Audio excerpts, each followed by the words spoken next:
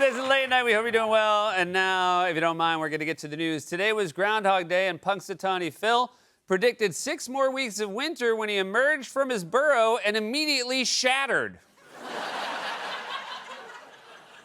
According to analysis from the New York Times, the new batch of Epstein files released by the Justice Department on Friday contained more than 5,300 references to President Trump. They do? Who was in charge of redacting the files? Hillary Clinton? Did the Sharpie just run out of ink?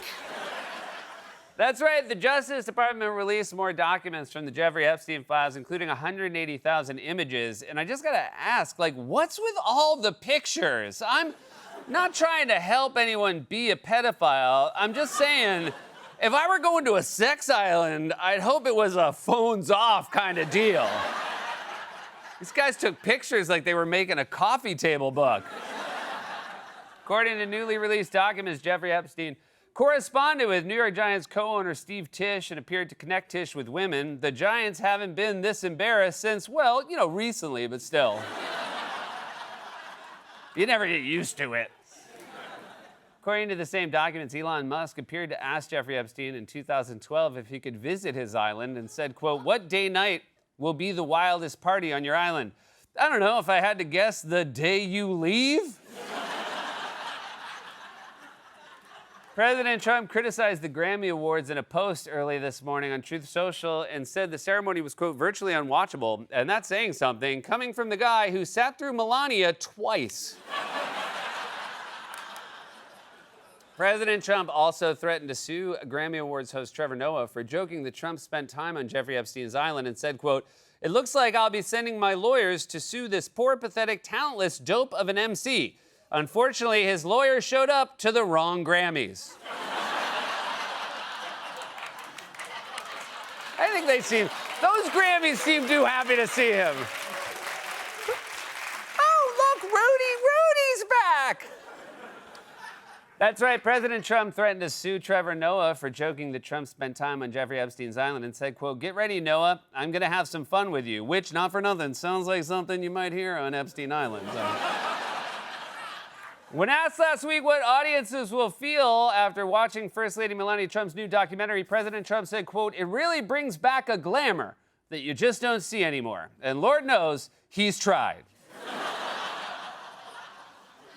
Amtrak last week unveiled a limited edition so-called tracksuit inspired by its next-gen Acela fleet, not to be confused with the New Jersey Transit tracksuit, which is just a tracksuit. And finally, the Florida Fish and Wildlife Conservation Commission issued an executive order last week allowing residents to collect green iguanas that have been temporarily paralyzed by cold temperatures and bring them to designated collection sites, like this one. Just so much run-up just to burn Arby's. I have so many questions about that news story, but do we get to that? No, we just gotta burn Arby's. That was a monologue, everybody! We got a great show tonight. You know him from hit shows such as Big Little Lies, Succession, and True Blood, as well as films like The Northman and The Aftermath. He's starring in Pillion, which is in select theaters this Friday and nationwide on February 27th. Alexander Skarsgård is here, you guys, who was a fantastic SNL host this weekend. And I'm looking forward to talking to him about that. She is one of the funniest people I've ever met in my life. She's a fantastic writer. For close to 20 years, she worked on Saturday Night Live. You also know her from work on Girls 5 Eva, AP Bio, and the Inside Out movies. She stars in The Burbs, which premieres February 8th on Peacock. My very good friend Paula Pell is back on the show, everybody. A couple of heavy hitters. Before we get to that, the president and his family got a large investment from an Abu Dhabi royal for their private crypto company. He's suing his own government for $10 billion, and he's named in the new Epstein files, along with many other wealthy and powerful people. For more on this, it's time for a closer look. First off, congratulations to the Trump family on Melania, which reportedly grossed over $7 million, the best showing in a decade for a documentary excluding concert films. And this must mean so much to the Trump family, as they are well-known documentary heads. I can only imagine Donald calling up Melania as the news came in. Honey, are you sitting down? We beat winged migration. I can't believe it either. Those dumb birds is right, my love. Congratulations as well to everyone involved in the making of the film, including the director Brett Ratner, seen here on the red carpet at the premiere. Oh, wait, now, hold on. That's not a red carpet. That's a picture of Brett Ratner from the Epstein files that were released this week. God, can we not let him enjoy his day? Shame on us. Sadly, the Trumps can't bask for too long in the glow of their Hollywood success, because today is another one of those days where there are about half a dozen stories in the news that would be major scandals for any other president. In fact, it turns out that $7 million box office was nothing compared to what the Trump family raked in from the Middle East. The Wall Street Journal reports the Trump family's cryptocurrency firm, World Liberty Financial, sold nearly half the company, a 49% stake, to a member of the Emirati royal family before Trump's inauguration. Months later, the Trump administration approved a deal to send highly coveted American AI computer chips to the UAE. An Abu Dhabi royal agreed to give the president's private crypto company, World Liberty Financial, $500 million, which in movie terms is like 71 Melanias. And in return, the president gave his country access to tightly guarded American technology. If you wanted to go back in time and give Ben Franklin an aneurysm, all you'd have to do is read that sentence to him, and then he would say, just a couple questions. What's Abu Dhabi? What's crypto? And what's a billion? And then we would say, it's too long to explain, Ben. Also, we are still having no Kings rallies. And by the way, World Liberty doesn't even do anything or make anything. It just sells invisible tokens. They didn't have the decency to run a scam that even made a fungible product. Like, even if they made chintzy, Trump-themed Labubu knockoffs called LaTrueTrues, you know, that would be better, because at least they'd need a factory. By the way, the same people who are cool with the president getting $500 million from a foreign government lost their when Barack Obama wore a tan suit and put Dijon mustard on his burger and called him, this is real, President Poupon. They're also suing the government that Trump is in charge of. President Trump and two of his sons, Eric and Donald Trump Jr., are suing the IRS and the Treasury Department.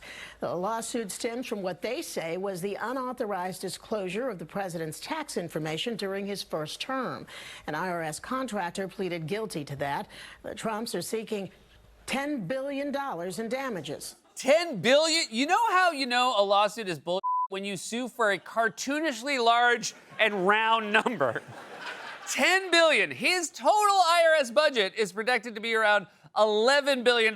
So Donald Trump is suing for almost the entire IRS budget, and I do feel like he should know those numbers because it's his government. By the way, not only is he suing the government that he's currently in charge of, he's suing over something that happened in 2020 when he was also president. This is like the coach of the New York Jets suing the New York Jets for emotional trauma. They never know the plays, no one's ever prepared. And now the same party that used to pretend to care about the Constitution and fiscal discipline is claiming the president can just write himself a check for whatever he wants. You're suing the IRS. Talk a little bit about what it's like to be on both sides of a lawsuit. It's very interesting. I have another one where I've virtually won the Mar-a-Lago break-in suit. And, I have to work out some kind of a settlement. I'm supposed to work out a settlement with myself. Hey, man, if you're trying to work out anything with yourself, make it why you keep trying to fill the hole in your heart with money and it's still an empty cavern of loneliness. My therapist keeps saying I need to have a talk with Donald, and I always say, no thanks, that guy seems like a dick. Wears a tuxedo on an airplane. Pretty dicky thing to do. But of course, Trump doesn't actually care about justice. He just wants to get paid, which is why it's so funny. He says this. You're suing the IRS. Talk a little bit about what it's like to be on both sides of a lawsuit. It's very interesting. Oh, man.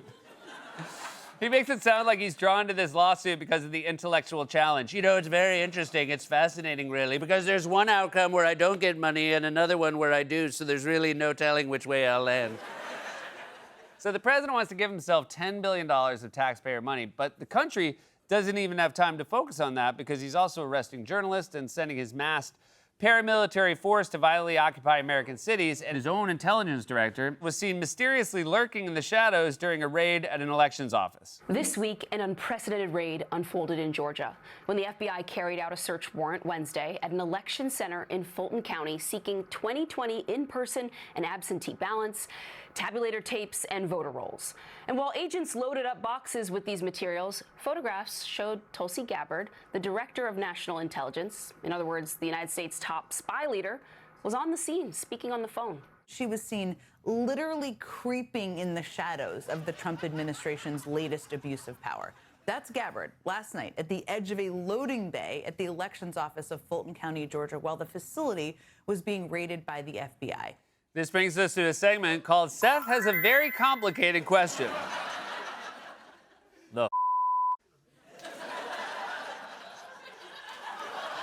Seriously, what's going on here? Why is the director of national intelligence lurking in the shadows during an FBI raid at a Georgia elections office? And also, why is she so bad at lurking? You're supposed to be our top spy. We see you. Your black hat isn't fooling anyone. It doesn't turn you invisible. This is like when you play with a 5-year-old and they crouch behind a chair and you have to loudly say, "Oh my goodness, where could Tulsi be?" By the way, I'm not the only one who's at a loss to explain what's going on here. Even the Justice Department claims they have no clue. Why was the Director of National Intelligence, Tulsi Gabbard, present at an FBI raid? First of all, it wasn't an FBI raid.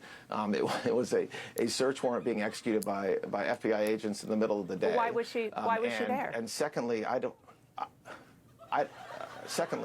know why the director was there. I don't know why the director was there. My best guess is she's taking a series of photos for a children's book in which the goal is to identify where she's hiding. So it's just been one scandal after another, but all of that took a backseat on Friday when the Justice Department released another batch of Epstein files, a story the president and his administration have been desperately trying to make go away. I mean, seriously, how is it possible that this story has faded so quickly from the front pages? Remember when we learned that our wealthiest and most powerful people were connected to a guy who ran a literal child sex trafficking ring, and then that guy died mysteriously in a jail, and now we just don't talk about it? Wait, sorry, that wasn't me saying that. I was quoting the vice president who tweeted those exact words almost 5 years ago. Now, wait. But in fairness, J.D. Vance has been consistent. He's been talking a lot about the Epstein scandal. A lot. Even when it's uncomfortable for his boss, who was the Statler to Epstein's Waldorf. I mean, here are all the times Vance has discussed the latest batch of Epstein bombshells since Friday. Just kidding. I was. Full of